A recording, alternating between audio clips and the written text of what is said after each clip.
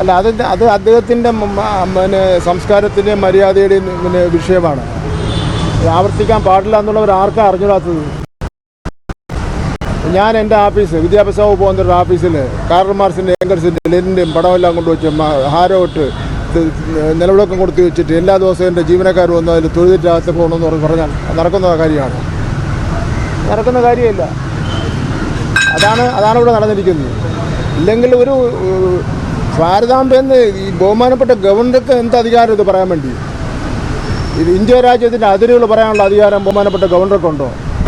ഇതൊക്കെ പിന്നെ മണ്ടത്തരമാണ് പറഞ്ഞുകൊണ്ടിരിക്കുന്നത്.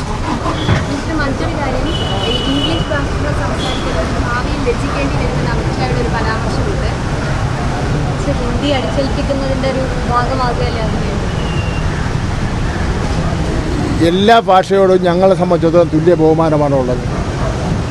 ഇത് മാത്രമല്ല, പിന്നെ ഇംഗ്ലീഷ് സംസാരിക്കുന്നവർ ലജ്ജിക്കുന്ന കാലം വിദൂരമല്ലെന്ന കേന്ദ്ര ആഭ്യന്തരമന്ത്രി അമിത്ഷായുടെ പരാമർശം തികച്ചും അപലനീയമാണ്.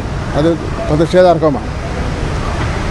ഒരു ഭാഷയും മറ്റൊരു ഭാഷയേക്കാൾ ഉയർന്നതോ താഴ്ന്നതോ അല്ല എന്നുള്ള നിലപാടാണ് ഞങ്ങൾക്ക് ഉള്ളത്. അപ്പോൾ എല്ലാ ഭാഷയോടും നല്ല ബഹുമാനമാണ് ഞങ്ങൾക്കുള്ളത്. അറിവിൻ്റെയും ആശയവിനിമയത്തിൻ്റെയും പ്രധാന ഉപാധികളാണ് ഭാഷകൾ. എല്ലാ ഭാഷകൾക്കും അങ്ങനെ അറിവും എല്ലാം പരസ്പരം കൈമാറുന്നതിന് വേണ്ടി കഴിയും.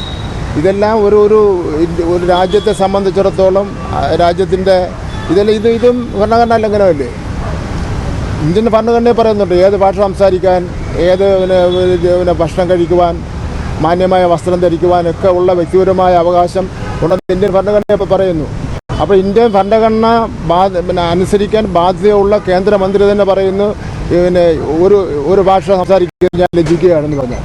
അപ്പോൾ ഇത് രാജ്യത്താകെ ഒരു പിന്നെ അരക്ഷിതാവസ്ഥ സൃഷ്ടിക്കുവാനും രാജ്യത്താകെ പിന്നെ ഒരു മതേതരത്വ വിരുദ്ധ നിലപാട് ഉണ്ടാക്കുവാനും പരസ്പര ഉള്ള സൗഹാർദ്ദം തകർക്കുന്ന കേന്ദ്ര ഭരണകൂടം നടത്തിക്കൊണ്ടിരിക്കുന്നത്. അതിൻ്റെ തുടർച്ചയായിട്ടാണ് കേരള ഗവൺമെൻറ് തുനിഞ്ഞിറങ്ങിയിരിക്കുന്നത്.